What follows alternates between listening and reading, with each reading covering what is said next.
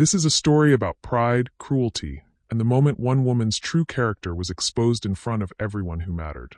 Hello, beautiful souls. Welcome back to the channel. Or if you're new here, welcome to a story that'll make your heart race and your blood boil before it heals you completely. I'm so glad you're here. Drop a comment below and tell me where you're watching from. Are you cozy at home, on your commute, or sneaking this in at work? And hey, if you haven't subscribed yet, do me a favor and hit that button right now. Trust me, you don't want to miss what happens next. The slap echoed through the marble lobby like a gunshot. Cassandra Bellamy's palm connected with the old woman's cheek so hard that the maintenance cart rattled, and the bottle of cleaning solution toppled to the floor, spilling blue liquid across the pristine white tiles. The sound froze everyone, executives mid-conversation, receptionists with phones pressed to their ears, security guards stationed by the elevators. Even the ambient music seemed to hold its breath. The elderly woman staggered backward, one gnarled hand flying to her reddening cheek. Her gray hair, pulled into a tight bun beneath a faded cleaning cap, had come partially loose. Her dark eyes, surprisingly sharp despite the lines etched deep around them, went wide with shock. She wore a uniform 2 sizes too large, the fabric worn thin at the elbows, and rubber gloves that had seen better days. Cassandra stood there in her blood-red Valentino suit and 6-inch Louboutins, her perfectly manicured hand still trembling from the impact.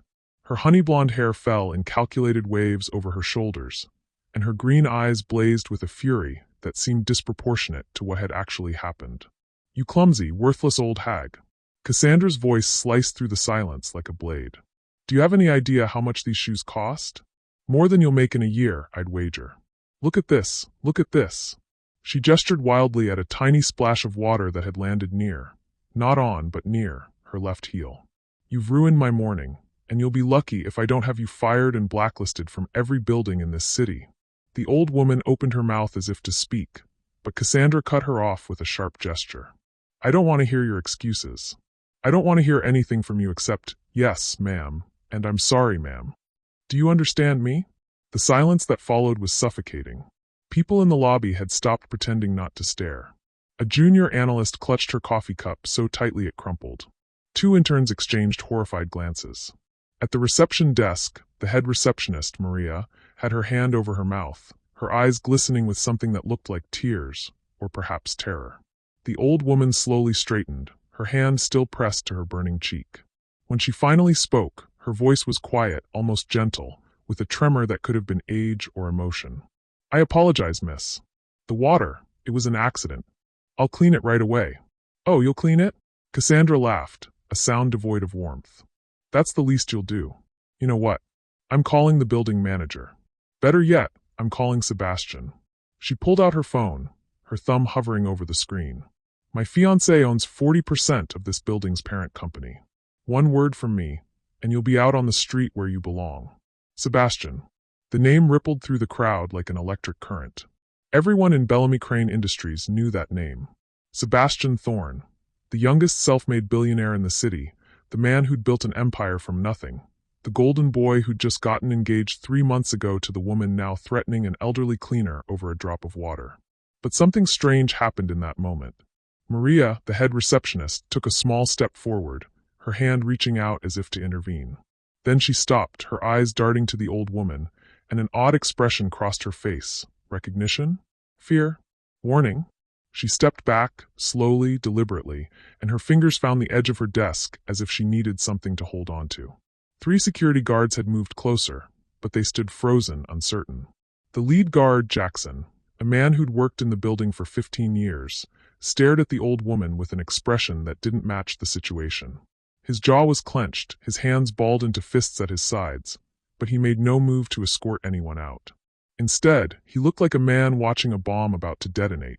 The old woman's eyes swept across the lobby, taking in the faces, some shocked, some disgusted, some afraid. When her gaze landed on Maria, something passed between them. The receptionist gave the smallest shake of her head, a gesture so subtle it was almost imperceptible. "Please," the old woman said softly, bending to retrieve the fallen cleaning bottle. "Let me just clean this up, and I'll be out of your way." "Out of my way?" Cassandra's voice rose to a shriek. "You think that's all this is? You assault me with your incompetence, and you think a mop and bucket will fix it." She turned to the gathering crowd, her arms spread wide like a prosecutor before a jury. Can you believe this? This is what happens when companies hire people off the street without proper vetting. This woman has no business being here, no business touching anything in a building where real professionals work. A young woman in the crowd, an intern barely 22, whispered to her companion, "That's not right. She's just doing her job. It was an accident." Cassandra's head snapped in her direction. "You have something to say? Speak up, or keep your mouth shut. This is what's wrong with your generation. No respect for hierarchy, no understanding of standards." The intern's face flushed red, and she looked down at her feet. But in that moment, while Cassandra was busy terrorizing a girl fresh out of college, something extraordinary happened. The old woman met the eyes of the security guard, Jackson. She gave him the smallest nod, and his shoulders relaxed just a fraction. Then her gaze swept to Maria, and the receptionist's hand moved to her desk phone, her fingers hovering over specific buttons without pressing them. It was as if they were all waiting for something. Or someone. Cassandra turned back to the old woman, her phone now pressed to her ear. "Sebastian? Baby, you need to come down to the lobby right now." "Yes, right now. There's been an incident. Someone here needs to learn that there are consequences for." The elevator at the far end of the lobby chimed. The doors slid open, and the atmosphere in the room shifted so dramatically it was almost physical. People straightened. Conversations that had been whispered fell silent entirely. Even Cassandra paused mid-sentence, her expression transforming into something softer, more calculated, the face she always wore for him. Sebastian Thorne stepped out of the elevator, and every eye in the lobby tracked his movement. He was tall, 6'3", with dark hair swept back from a face that belonged on a magazine cover. He wore a charcoal gray Tom Ford suit that probably cost more than most people's monthly rent, and he moved with the kind of confidence that came from never having to doubt your place in a room. His dark eyes scanned the lobby, taking in the frozen tableau, the crowd, the spilled water, the maintenance cart. And then his gaze found the old woman with the reddening cheek, standing there in her oversized uniform, and something in his expression cracked. Just for a second. Just long enough for anyone paying close attention to see the flash of something raw, pain, perhaps, or rage, or both. "Sebastian." Cassandra's voice was honey now, all sweetness and wounded innocence. She rushed toward him, her heels clicking against the marble. "Thank God you're here. This woman, this cleaner, she deliberately splashed water on me and then had the audacity to." "Stop." One word. Quiet, controlled, but with enough force behind it to stop Cassandra mid-stride. Sebastian's eyes hadn't left the old woman. He walked past his fiancée as if she hadn't spoken, his focus entirely on the elderly cleaner who was now slowly, painfully, straightening her cleaning cart. "Are you all right?" he asked softly. The old woman looked up at him, and for just a moment, something passed between them. A look that held years of history, of love, of understanding. Her hand was still pressed to her cheek, and her voice, when she spoke, trembled slightly. "I'm fine, dear. Just a small misunderstanding." "Dear." Cassandra's perfectly sculpted eyebrows drew together in confusion. "Sebastian, what are you? Why are you talking to her like that? She's just a cleaner. She's the one who—" "She," Sebastian said, his voice still quiet, but now edged with something dangerous, "is not just a cleaner." He turned to face Cassandra, and the look in his eyes made her take an involuntary step backward. "She's my mother." The words fell into the lobby like stones into still water, sending ripples of shock radiating outward. Gasps erupted from the crowd. The intern who'd been silenced earlier clapped both hands over her mouth. Maria the receptionist closed her eyes, whether in relief or dread, it was impossible to tell. And Cassandra? Cassandra's face went through a remarkable transformation. Shock, disbelief, horror, and then, strangest of all, something that looked almost like rage. "You're your mother?" She laughed, a high, brittle sound. "Sebastian, that's not funny. Your mother is, you said she was." "I said she was private. I said she didn't like the spotlight. I never said what she did or where she was." Sebastian's voice was cold now, colder than anyone in that lobby had ever heard it. "I certainly never said you could put your hands on her." Cassandra's mouth opened and closed. Her green eyes darted from Sebastian to the old woman and back again, and in that moment, she made a choice. The wrong choice. Instead of apologizing, instead of expressing horror at what she'd done, instead of showing even a shred of remorse, Cassandra's face hardened. Her voice, when she spoke, was sharp with indignation. "Are you seriously taking her side right now? Over me? Your fiancé. She pointed at the old woman, at Sebastian's mother, with a finger that shook with fury. Sebastian, look at her. She's dressed like she's working as a cleaner. If this is some kind of test, if you put her up to this to spy on me or something, that's sick. That's manipulative. And if you're not going to defend me, your future wife, against some wretched old woman who doesn't even have the dignity to. Finish that sentence, Sebastian said softly, dangerously. Please. Finish it. I want everyone here to hear exactly what you think of the woman who raised me. The lobby had gone so silent you could hear the hum of the air conditioning. People stood frozen, witnesses to a moment that felt like watching a building collapse in slow motion. And Cassandra, in her red suit and designer shoes, with her perfect hair and her perfect face, made her final, fatal mistake. She kept talking. You want me to finish it? Cassandra's voice rose, sharp and venomous. Fine. I'll finish it. If your mother, if that's even true, wanted respect, maybe she should have maintained some dignity instead of scrubbing floors like she's nobody.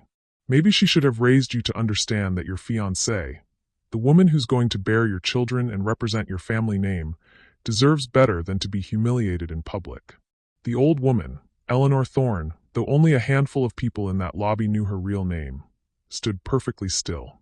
Her hand had dropped from her cheek, and her dark eyes, so like her son's, watched Cassandra with an expression that was somehow both sad and knowing. Sebastian took a step forward, and something in his movement made Cassandra finally pause. You want to know why my mother works here? His voice was quiet, controlled, but everyone in the lobby heard every word. You want to know why a woman who could buy this entire building with her pocket change chooses to spend her days cleaning offices and mopping floors?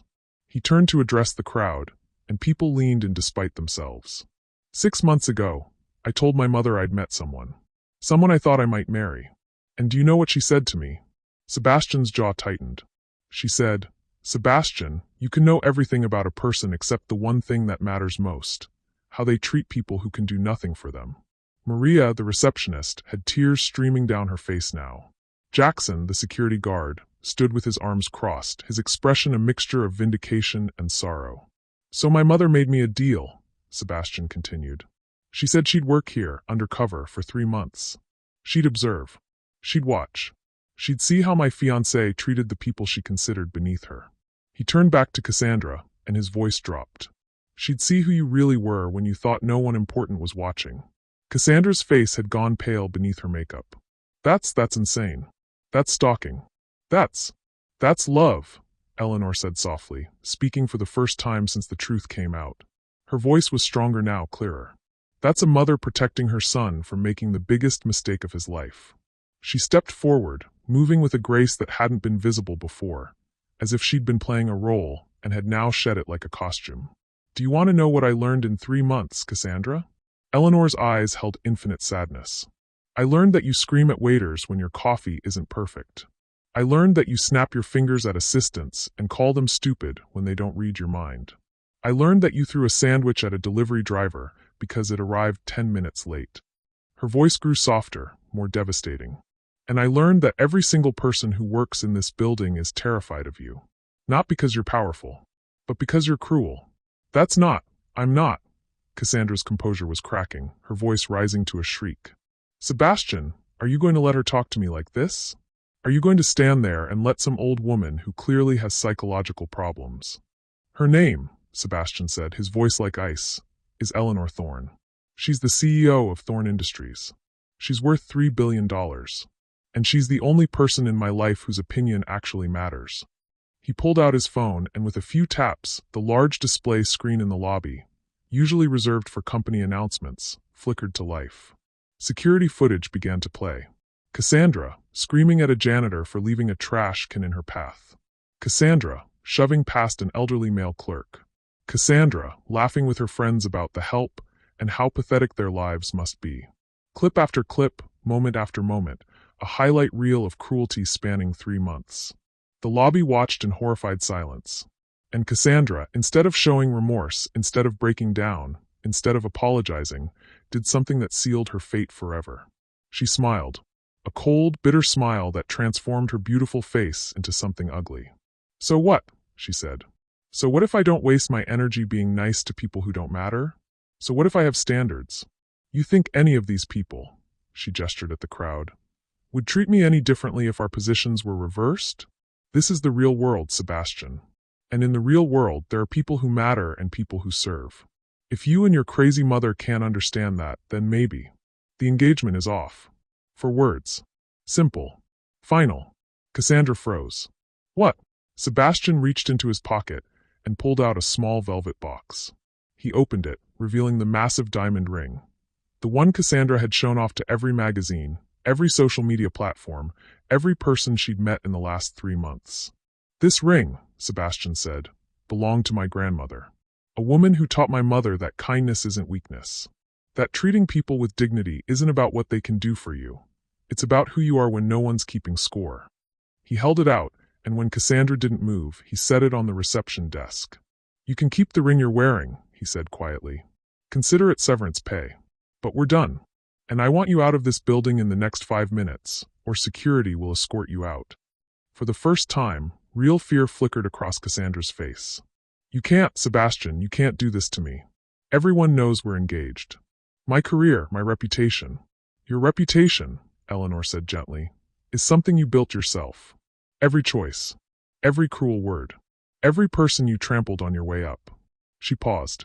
And now everyone knows exactly who you are.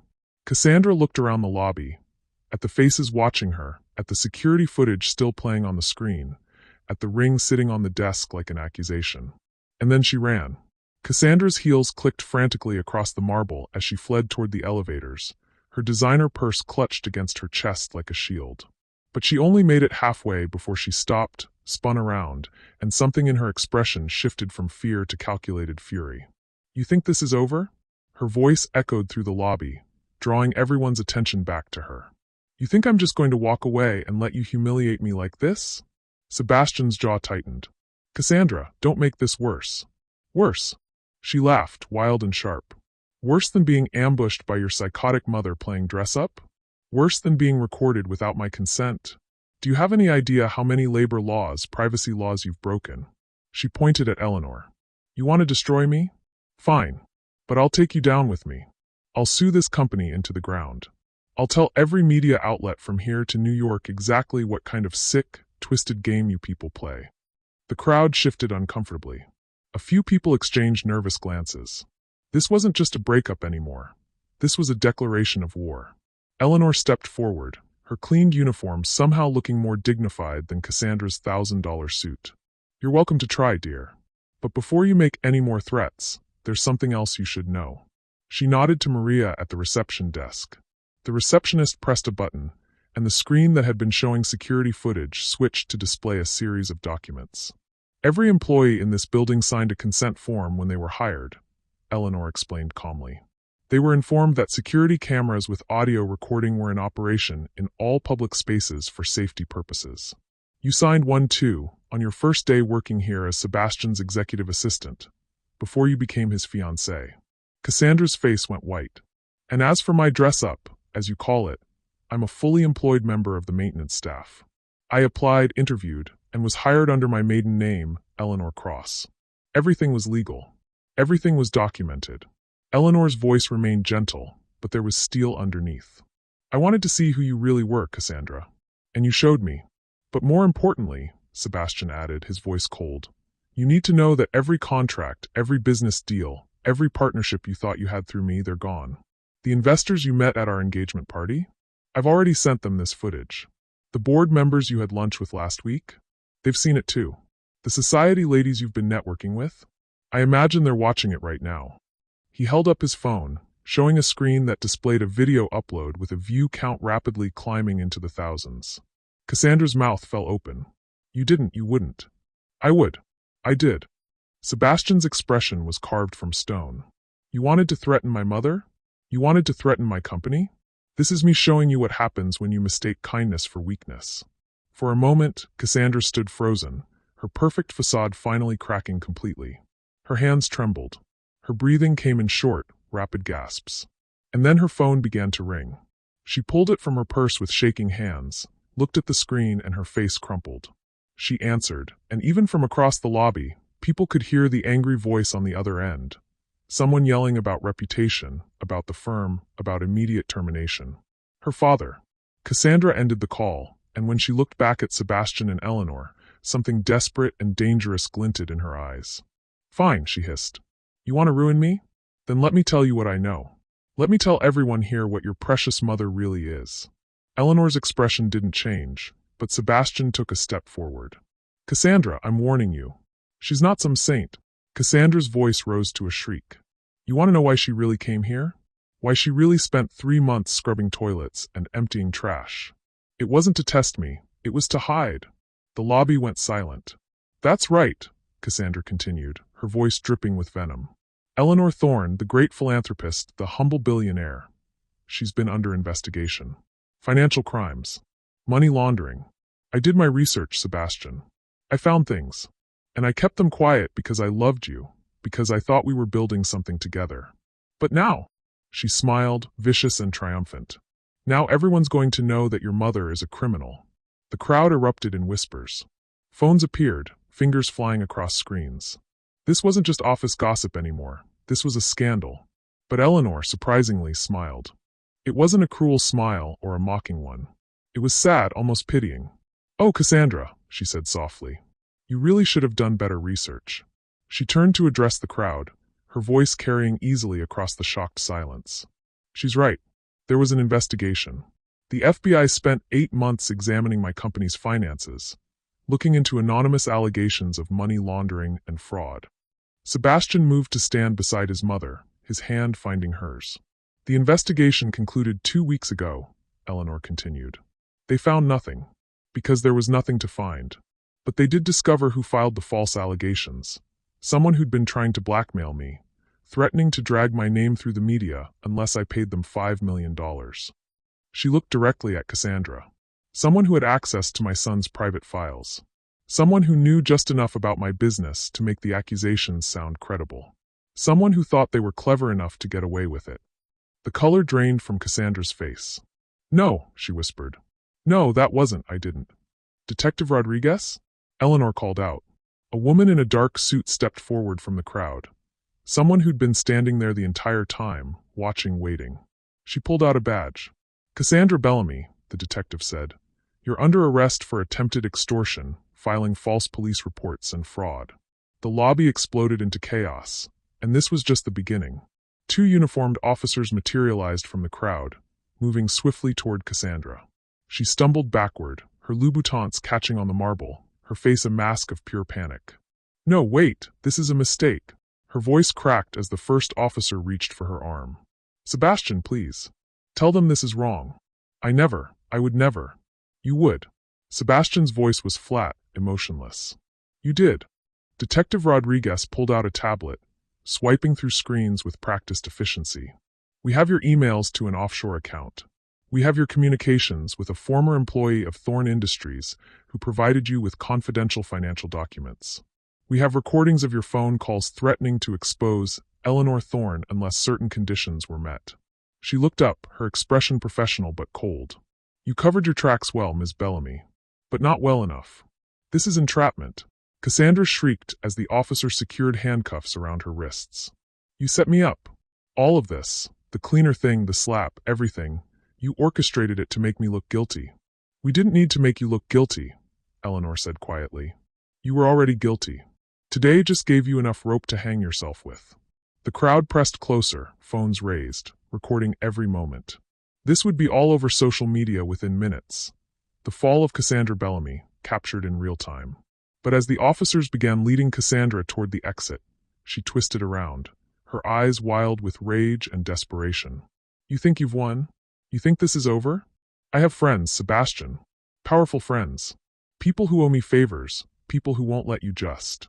Your friends received the same footage everyone else did, Sebastian interrupted. About 40 minutes ago. I imagine they're currently trying to scrub every photo of you from their social media accounts. Cassandra's face contorted, and for a moment, she looked like she might spit at him. But then something else flickered across her features. Something calculated, one last desperate card to play. Fine. You want to destroy me? Then let me give you a parting gift. Her voice dropped to something venomous and intimate. Vanessa Hawthorne. Remember that name, Sebastian? Your college sweetheart? The one you told me about on our third date, the one you said was the one that got away? Sebastian's expression flickered, just for a second, and Cassandra's smile widened. She's here. In this building. Has been for 2 months, working on the merger project on the 15th floor. Cassandra's laugh was bitter.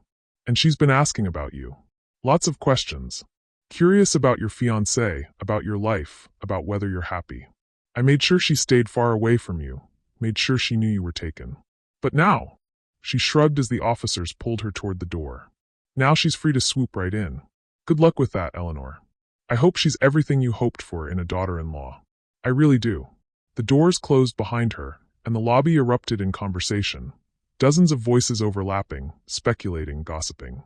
But Sebastian stood frozen, his face pale. Sebastian! Eleanor touched his arm gently. Who is Vanessa Hawthorne?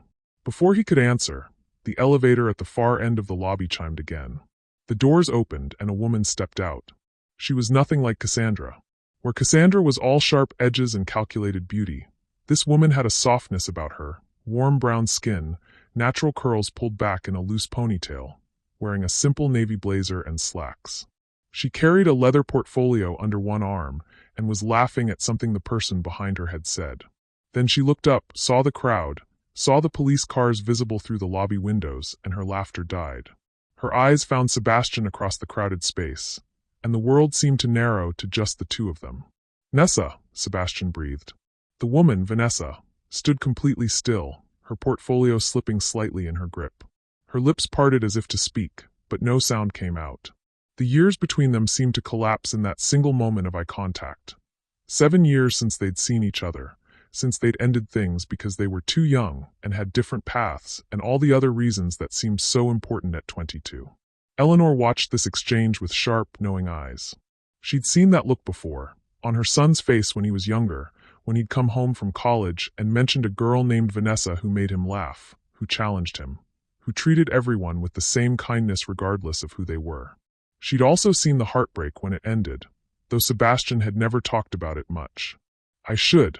Vanessa finally found her voice, gesturing vaguely toward the exit. This looks like a bad time. I'll just... No. Sebastian moved forward, almost involuntarily. Wait, please. The crowd watched with renewed interest, the gossip mill already churning. Someone whispered, Is that the ex Cassandra mentioned? Another voice. This is better than reality TV. Vanessa stayed where she was, her expression guarded. I heard shouting from upstairs. Everyone's talking about some kind of incident. Are you okay? Sebastian paused, seeming to remember where they were, the dozens of eyes watching them. It's complicated. It usually is with you. There was no malice in her words, just a gentle teasing that spoke of deep familiarity. Then her gaze shifted to Eleanor, still in her cleaning uniform, and concern flooded her features. Ma'am, are you all right? Your cheek is. I'm fine, dear, Eleanor said warmly. Though I appreciate your concern. Vanessa looked between Eleanor and Sebastian, clearly trying to piece together what had happened. Someone said there was an arrest? And something about a slap.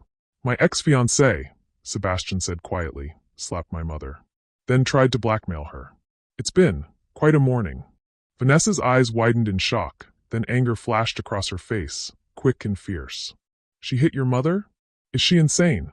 And just like that, Eleanor knew exactly what her son had lost 7 years ago, and what he might just get back. She's being handled by the police, Sebastian said, his eyes never leaving Vanessa's face. But thank you for caring. You always did have a protective streak. A faint smile touched Vanessa's lips. Some things don't change. And some things do. Sebastian's voice carried a weight that made Eleanor's heart ache. 7 years is a long time. The tension between them was palpable, electric. The crowd sensed it too. The whispers had quieted, everyone watching this unexpected reunion like witnesses to something significant. Eleanor cleared her throat gently. Sebastian, perhaps we should move this conversation somewhere more private? I think we've given the building enough entertainment for one day. But before Sebastian could respond, Maria called out from the reception desk, her voice tight with urgency. Mr. Thorne, you need to see this. She turned her computer monitor toward them, and even from a distance, Eleanor could see the breaking news headline. Billionaire's fiancé arrested. Extortion plot exposed in dramatic lobby confrontation. Beneath it, the video was already viral, 3 million views and climbing. Sebastian's jaw tightened. That was fast. Too fast, Vanessa murmured, stepping closer to see the screen. That upload timing. Someone had this ready to go the moment she was arrested. This wasn't just damage control. This was orchestrated. She looked at Sebastian, then at Eleanor, and understanding dawned in her eyes. You knew. Both of you. You knew exactly what she was going to do today. Eleanor met her gaze steadily. We suspected. The FBI informed us 3 days ago that they'd traced the blackmail attempts to her. They suggested we give her an opportunity to reveal herself. So the cleaning disguise was insurance, Eleanor finished. If she'd simply walked past me in that lobby, if she'd been civil or even indifferent, we would have handled the legal matter quietly. Given her a chance to surrender with some dignity intact. Her voice hardened. But we needed to know who she really was. And she showed us. Vanessa shook her head slowly, a mix of admiration and concern crossing her features. That's brilliant. And terrifying. She looked at Sebastian. You let her slap your mother to prove a point? I didn't let her do anything, Sebastian said quietly. I was in my office when it happened. Security called me the second she raised her hand. But by the time I got downstairs, he trailed off, his expression dark. I wanted to see if she'd apologize. If she'd show any remorse when she realized the truth. And instead she doubled down, Vanessa concluded. Called your mother wretched. Insulted everyone in this building. Threatened lawsuits. She glanced at the screen again, watching a clip of Cassandra's tirade replay. She really didn't know when to stop. No, Eleanor said softly. She didn't. And that's what made her truly dangerous. The three of them stood in an odd triangle, Sebastian in the middle, his past on one side, his future uncertain. The crowd had begun to disperse now that the main drama had ended. People returning to their desks with phones out, already texting friends and family about what they'd witnessed. Jackson, the security guard, approached with a tablet. Mr. Thorne, there's something else. We've been reviewing more footage from the past 3 months, like you requested. He hesitated, glancing at Vanessa. Perhaps this should be private? Vanessa can hear it, Sebastian said immediately, surprising himself with how quickly he'd said it. Whatever it is. Jackson pulled up a video dated 6 weeks earlier. The footage showed Cassandra in the 15th floor hallway, standing outside a conference room. Inside, visible through the glass wall, Vanessa sat at a table with several colleagues, presenting something on a screen. Cassandra was on her phone, her voice audible through the security audio. Yes, I need you to run a complete background check on Vanessa Hawthorne. Everything, financials, relationships, medical history if you can get it. I want to know if there's anything we can use. No, not for the company. Personal insurance. She's been asking too many questions about Sebastian, and I need leverage in case she becomes a problem. The video continued, showing Cassandra entering the conference room after Vanessa's presentation ended. Her smile was poisonous sweet. Vanessa, right? I'm Cassandra Bellamy, Sebastian Thorne's fiancé. I've heard so much about your work on the merger project. We should have lunch sometime. I'd love to hear your thoughts on corporate integration strategies.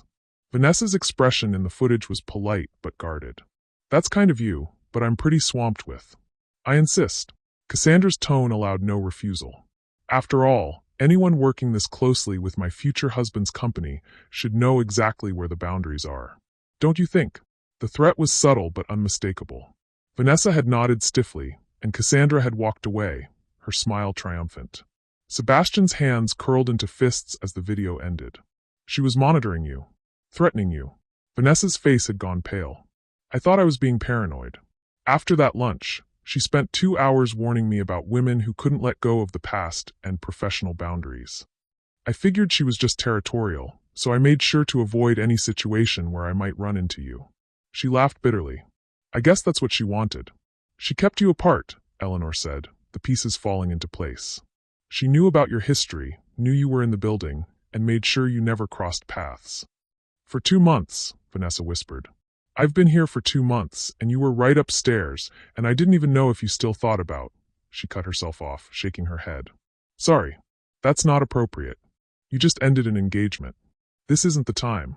But Sebastian stepped closer, closing the distance between them. Nessa, I need you to know something. The reason I said yes when Cassandra proposed. Wait, she proposed to you? Long story. But the reason I said yes was because I'd spent 7 years trying to find someone who made me feel the way you did. And I thought Cassandra came close. I thought if I tried hard enough, I could make it work. His voice dropped. I was wrong. The air between them crackled with everything unsaid, 7 years of what-ifs hanging in the balance. And Eleanor, watching them, made a decision. Sebastian, Eleanor said gently, placing a hand on her son's arm. Vanessa, dear, why don't you both come up to my office? The real one, not the janitor's closet. She smiled softly. We have things to discuss. 20 minutes later, they sat in Eleanor's executive suite on the 23rd floor, a space few people knew existed. Floor-to-ceiling windows overlooked the city, and the decor spoke of quiet wealth and impeccable taste. Eleanor had changed into one of her actual work suits, an elegant cream ensemble that transformed her completely from the elderly cleaner in the lobby. Vanessa sat on the edge of a leather chair, still processing everything. Sebastian stood by the windows, his shoulders tense. There's more, isn't there? Vanessa asked quietly. This wasn't just about testing Cassandra's character. Eleanor poured 3 glasses of water from a crystal pitcher, her movements measured. You're perceptive. That's good. She settled into her chair, and suddenly she looked every one of her 68 years, tired, worn. The truth is, I'm dying. The words fell like a bomb. Sebastian spun around. What? Stage 3 pancreatic cancer. Eleanor continued calmly, though her hands trembled slightly around her glass. I've known for 4 months. The prognosis is not favorable. 18 months, perhaps 2 years with treatment. Mom, Sebastian's voice cracked. He crossed the room in 3 strides, kneeling beside her chair. Why didn't you tell me? Because you would have insisted on stopping everything. Your work, your life, your engagement. You would have made it about taking care of me instead of living your own life. Eleanor cupped his face with one hand. And I needed to use whatever time I have left wisely. I needed to make sure you weren't going to marry someone who would destroy everything we've built the moment I was gone. Vanessa sat frozen, her eyes glistening. Mrs. Thorne. Eleanor, please. Eleanor. Vanessa's voice was thick with emotion. I'm so sorry. I can leave, give you both privacy. No. Eleanor's tone was firm. You need to hear this too. Because Cassandra's arrest? That's not the end of this story. It's barely the beginning. She pulled out her tablet, swiping through documents. Cassandra wasn't working alone. The FBI investigation uncovered communications with 3 board members of Thorne Industries, people I've worked with for 20 years. They've been planning a hostile takeover, waiting for the right moment to strike. Sebastian stood slowly, his face draining of color. Who? Richard Davison, Margaret Chun, and Thomas Ashford. Eleanor's voice was steady, but pain flickered in her eyes. People I trusted. People I mentored. They knew about my diagnosis. Cassandra found out somehow and told them. They've been positioning themselves to seize control the moment I'm too weak to fight back. That's why you needed proof of Cassandra's character, Vanessa said, pieces clicking together. It wasn't just about protecting Sebastian emotionally. If she'd married him and you'd died, she would have had legal claim to portions of the company through community property laws, Eleanor confirmed. Combined with the board members' shares, they'd have had enough votes to push Sebastian out entirely. 40 years of building this company gone. And Sebastian would have been left with nothing but the memory of what his family created. The weight of it settled over the room like a shroud. Sebastian moved back to the window, his hands gripping the frame. How long have you known about the board? 2 weeks. The FBI traced the offshore accounts and found the connections. Eleanor's voice softened. I'm sorry I didn't tell you sooner. I needed to handle Cassandra first, needed that threat neutralized before we could address the others. What's the plan? Sebastian's voice was hollow. Emergency board meeting tomorrow morning. I'm calling for an immediate vote to remove all 3 members for breach of fiduciary duty. I have enough evidence to make it stick, but... Eleanor paused. It's going to be ugly. They'll fight. They'll drag our name through the press. They'll claim I'm a vindictive old woman lashing out because I'm sick. Let them, Sebastian said harshly, turning around. His eyes were red-rimmed but fierce. We have the evidence. We have the truth. We'll destroy them the same way we destroyed Cassandra. It's not that simple. Eleanor stood, moving to join him by the window. The publicity will hurt us. Investors will get nervous. Stock prices will drop. And I don't have the strength to fight a prolonged battle anymore, Sebastian. The chemo, it's taking everything I have. For the first time, her voice broke. Sebastian pulled his mother into his arms, and she let herself be small for a moment, let herself be afraid. Vanessa looked away, giving them privacy, her own tears falling silently. There's one more thing, Eleanor whispered against Sebastian's shoulder. Cassandra made bail an hour ago. Her father posted it. He's furious, wants revenge for the embarrassment. And she's been texting threats. She says if we don't drop all charges and give her a $50 million settlement, she'll release information that will destroy the Thorne legacy forever. Sebastian pulled back. What information? I don't know. It could be a bluff, or she could have found something during her time with you. Access to files, emails, personal documents. Eleanor's expression was grim. We have to assume she has something real. The room fell silent except for the sound of the city 23 floors below, oblivious, uncaring, moving forward while their world crumbled. Vanessa finally spoke, her voice quiet but steady. You need someone on the inside. Someone she doesn't know is connected to you. Someone who can figure out what she has and neutralize it before tomorrow's board meeting. Both Thorns turned to look at her. She doesn't know about our history, Vanessa continued, standing. She kept me away from Sebastian, but she doesn't know we're talking now.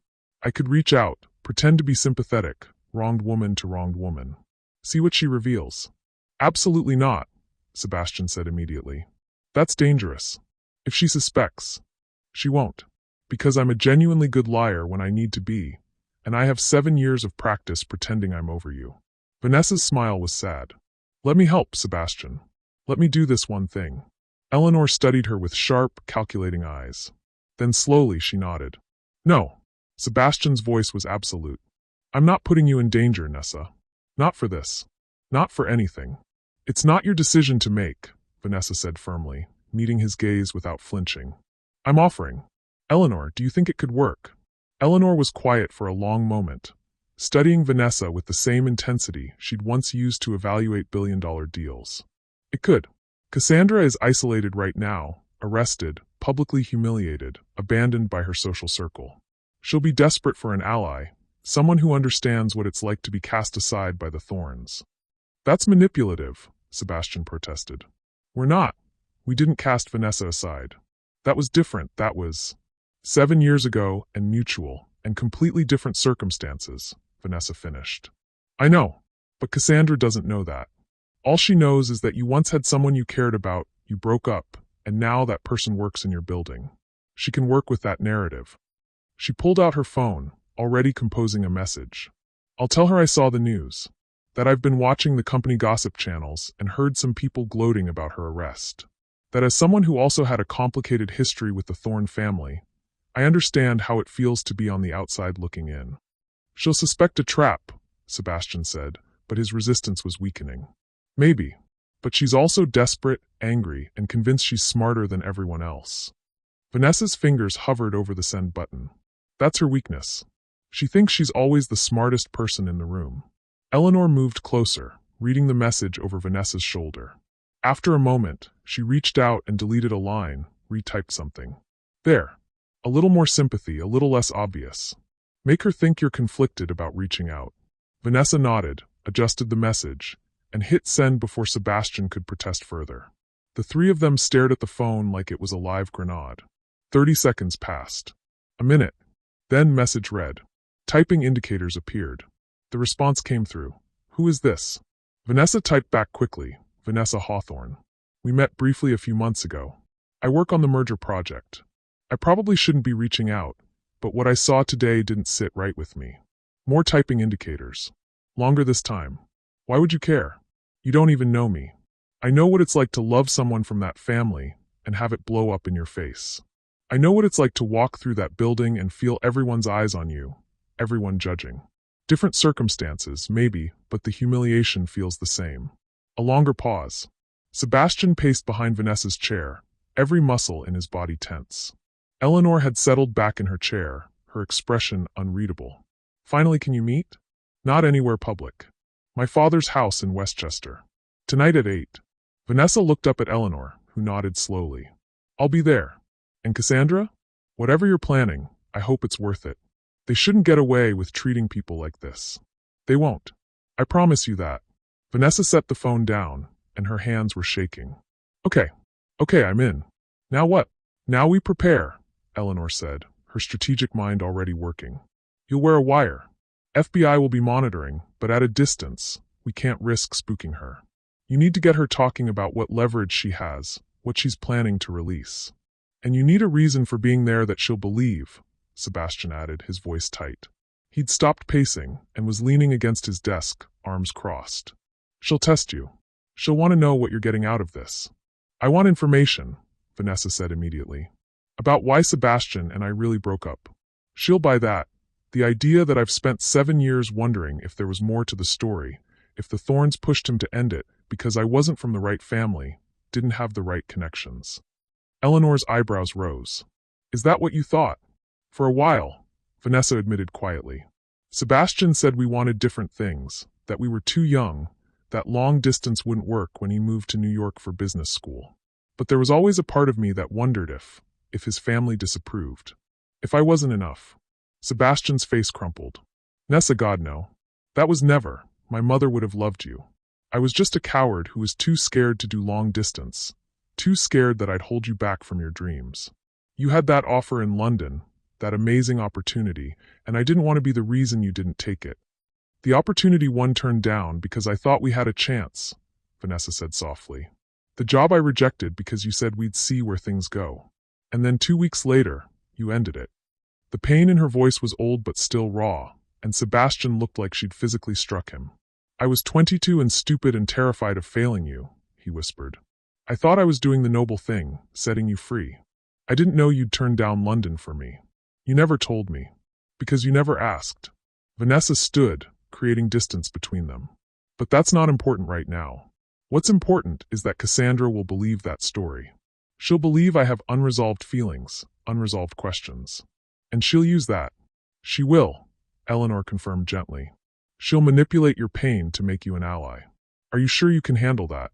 Vanessa's jaw set with determination. I've handled worse. And if it means protecting Sebastian from whatever bomb she's planning to drop, then yes.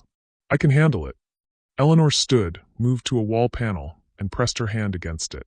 The panel slid open, revealing a hidden safe. She pulled out a small device, sophisticated, expensive, nearly invisible. This is a government-grade listening device. The FBI gave it to us when they briefed us on the investigation.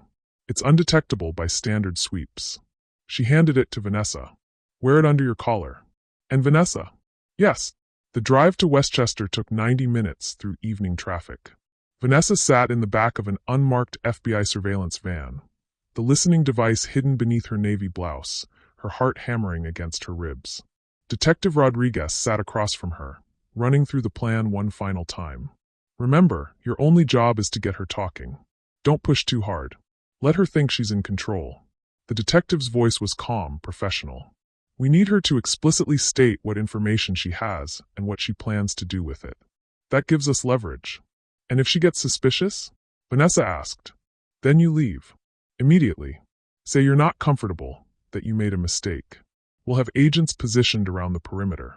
Sebastian's voice came through the comm system, tight with worry. Nessa, you don't have to do this. We can find another way. She touched the small earpiece hidden in her ear. I'm already here, Sebastian. It's going to be fine. But as the van pulled up 3 blocks from the Bellamy estate, a sprawling mansion behind iron gates, fine felt like an optimistic assessment. Vanessa walked the remaining distance alone, her heels clicking against the pavement. The gate opened automatically as she approached, and the front door swung wide before she could knock. Cassandra stood in the doorway, and she looked nothing like the polished woman from the lobby. Her hair was loose and tangled, her makeup smeared. She wore an expensive silk robe over pajamas, and there was a wild, dangerous edge to her expression. You actually came. Cassandra's voice was hoarse, probably from crying or screaming or both. I wasn't sure you would. I almost didn't, Vanessa admitted, which was true enough. But I saw what they did to you, and I couldn't stop thinking about it. Cassandra stepped aside, gesturing her in. The house was immaculate but cold. All white marble and modern furniture that looked expensive but unlived in. She led Vanessa to a study lined with law books and family photographs that seemed more like props than memories. Drink. Cassandra held up a bottle of scotch that was already half empty. Just water, thanks. Cassandra poured herself 3 fingers of scotch and collapsed into a leather chair. So, Vanessa Hawthorne, Sebastian's college girlfriend. The one he never quite got over, if the way he looked at you in that lobby was any indication. He just ended an engagement, Vanessa said carefully. I'm sure he was emotional about everything that happened. He looked at you the way he never looked at me. Cassandra's laugh was bitter. 3 years together, and he never once looked at me like I hung the moon. But one glimpse of you, and suddenly he's a lovesick puppy again. She took a long drink, and Vanessa could see the moment the alcohol hit. Her shoulders relaxed slightly, her guard dropping. That must have been hard, Vanessa said softly. Competing with a memory. You have no idea. Cassandra leaned forward, her eyes intense. Do you know why I really reached out to you? Why I'm trusting you right now when everyone else has abandoned me? Why? Because you're the only person who might actually understand what I'm about to do. Cassandra stood, moved to her father's desk, and pulled out a manila folder. The Thorns think they're so clever, so untouchable. Eleanor with her little cleaning disguise, Sebastian with his moral superiority. But I've been in that family's orbit for 3 years. I've seen things. I've documented things. She opened the folder, spreading photographs and documents across the desk. Vanessa's breath caught. Even from a distance, she could see what she was looking at: personal documents, medical records, private correspondence. Eleanor's cancer diagnosis, Cassandra said, tapping one document, which she's been hiding from shareholders, from the board, from everyone except Sebastian. That's securities fraud, withholding material information that could affect stock prices and business decisions. That's not, Vanessa started, but Cassandra cut her off. That's not all. Sebastian has been using company resources to fund his mother's experimental treatments in Switzerland. Millions of dollars redirected through shell companies, technically embezzlement. And here, she held up a photograph. Evidence of Eleanor bribing a city official to fast-track permits for the new development downtown. That's corruption, Vanessa. Federal crimes. Vanessa felt sick. Through the earpiece, she heard Sebastian's sharp intake of breath, heard Eleanor's quiet voice saying something she couldn't quite make out. But the best part, Cassandra continued, her smile vicious, is this. She pulled out a USB drive. Recordings. Conversations between Eleanor and Sebastian about their plans to manipulate board votes, to pressure investors, to destroy anyone who stood in their way. Including me. They've been planning my destruction for months, Vanessa. They set me up, trapped me, and now they think they've won. And you're going to release all of this? Vanessa managed to keep her voice steady. Tomorrow morning, right before the board meeting, I'm going to send it to every major news outlet, every regulatory agency, every investor and shareholder. I'm going to burn their empire to the ground. Cassandra's eyes glittered with tears and rage. They wanted to destroy me? Fine. But I'm taking them down with me. Cassandra, Vanessa said carefully, if you do this, there's no coming back from it. They'll come after you with everything they have. Let them try. I'm already facing criminal charges. What more can they do to me? She downed the rest of her scotch. Besides, I'm not alone. I have allies. Board members who are tired of the Thorns' control, investors who want new leadership. Once this information goes public, Sebastian and Eleanor will be finished. And I'll finally get what I deserve. Which is justice. Revenge. Call it whatever you want. Cassandra moved closer, her voice dropping to something almost intimate. And I want you to be part of it, Vanessa. You help me release this information. You testify about how the Thorns manipulated you 7 years ago, how they destroyed your relationship with Sebastian because you weren't good enough for their dynasty. And I'll make sure you're compensated. $50 million. Your own revenge, plus financial freedom. Vanessa's mind raced. This was it, the confession, the threat, everything laid out. But something felt wrong. The documents looked too perfect, too conveniently damning. Can I see the recordings? She asked. Cassandra hesitated, then plugged the USB into her laptop and pulled up an audio file. She hit play. Eleanor's voice came through the speakers, tinny but clear. We need to neutralize Cassandra before she becomes a threat. Use whatever means necessary. I don't care if it's legal or not. I'm dying, and I need to protect my son's future. Sebastian's voice responded. Even if it means fabricating evidence? Mother, that's survival. That's what leaders do. We'll ruin her completely, make sure no one believes a word she says. Vanessa felt cold. If these recordings were real, everything changed. But then she noticed something. A timestamp in the corner of the laptop screen that didn't match the date Eleanor had supposedly said those words. And in the background of the audio, she heard something familiar. A song. one that hadn't been released until 2 weeks ago. The recordings were fake. Sophisticated, but fake. This is incredible evidence, Vanessa said slowly. Vanessa's mind worked rapidly, every detail clicking into place. The recordings were fabricated, which meant Cassandra had moved beyond blackmail into outright fraud. But if Vanessa revealed she knew, Cassandra might destroy the evidence or worse, release it anyway out of spite. This is incredible evidence, Vanessa repeated, keeping her voice neutral. But Cassandra, if you release fabricated recordings, they'll trace it back to you. They'll add more charges: defamation, fraud, conspiracy. You'll go to prison for years, not months. Cassandra's expression flickered, just for a second, and Vanessa knew she'd hit the mark. They're not fabricated, Cassandra said, but her voice had lost its conviction. I recorded these myself, over months of. The background music in that clip is from an album that dropped 2 weeks ago, Vanessa said quietly. I know because my sister played it non-stop when I visited her last weekend. And the timestamp on your laptop shows these files were created 4 days ago, not months ago. The silence that followed was deafening. Cassandra's face went through a remarkable transformation: shock, fear, calculation, and finally desperate rage. You were working with them this whole time. You're wearing a wire, aren't you? You bitch, you're just another one of their FBI. Nobody move.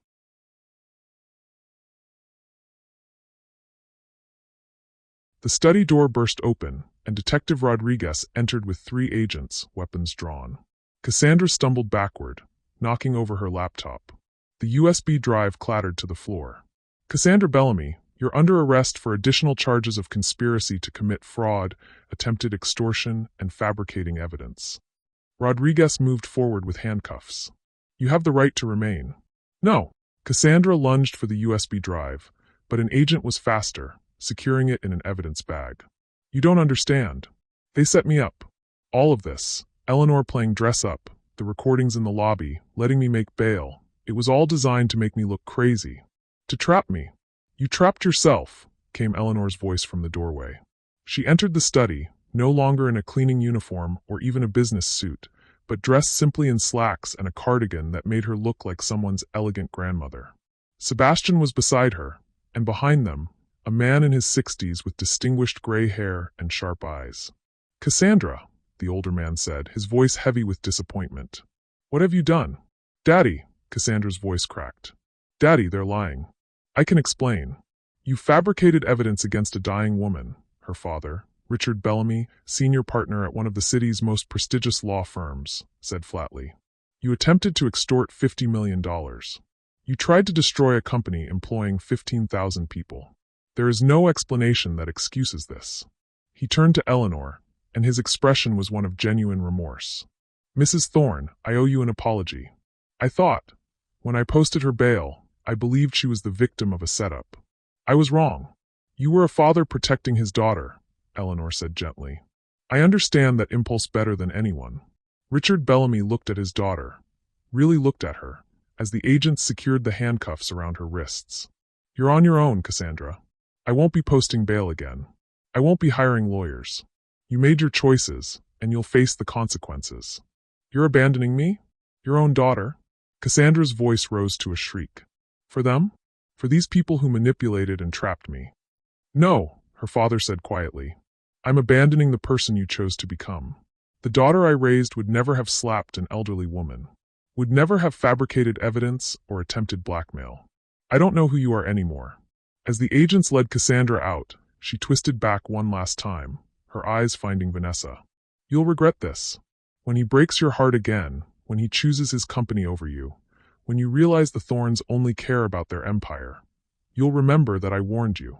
Then she was gone, her voice echoing down the hallway until the front door closed behind her. The study fell silent. Richard Bellamy cleared his throat. The documents she showed you, the legitimate ones about the medical diagnosis and treatments, I'll ensure those are sealed as part of the evidence. No reason for that private information to become public. Thank you, Eleanor said softly. He nodded, shook Sebastian's hand, and left without another word. Vanessa sagged against the desk, adrenaline draining from her system. Is it over? Is it really over? The board meeting is tomorrow, Sebastian said. We still have to deal with the 3 members who were planning the takeover. But without Cassandra's fabricated evidence, they have nothing. Just their own greed and betrayal, which we've documented thoroughly. Eleanor moved to Vanessa and took her hands. You were extraordinary tonight, my dear. Brave and clever and kind, even to someone who didn't deserve it. Thank you. I just did what anyone would. No, Eleanor interrupted gently. You did what you would do. What someone with genuine courage and integrity would do. And that's exactly the kind of person I've always hoped would be in my son's life. Vanessa looked at Sebastian, and 7 years of unspoken words seemed to hover between them. Can we talk? He asked quietly. Just us. Eleanor smiled, squeezing Vanessa's hands one more time before leaving with Detective Rodriguez to handle the final paperwork. Sebastian and Vanessa stood alone in the Bellamy study, surrounded by the evidence of Cassandra's desperation and lies. I'm sorry, Sebastian said finally. For 7 years ago. For not fighting harder, for not asking you about London, for being too scared to believe we could make it work. I'm sorry too, Vanessa whispered. For not telling you I'd turned down the job.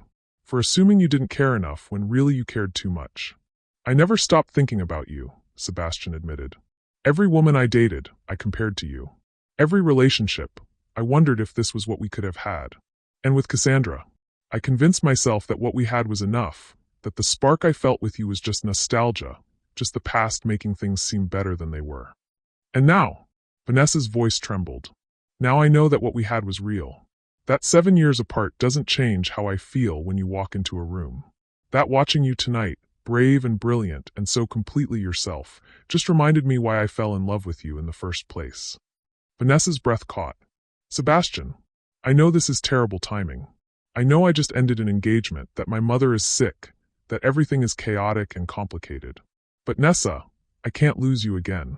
I can't let another 7 years pass wondering what if. He took her hands, his grip warm and steady. So, I'm asking you now, the way I should have asked you then, will you give us another chance? Will you let me prove that I'm not that scared 22-year-old anymore? Tears streamed down Vanessa's face, but she was smiling. Yes. Yes, you idiot. I've been waiting 7 years for you to ask.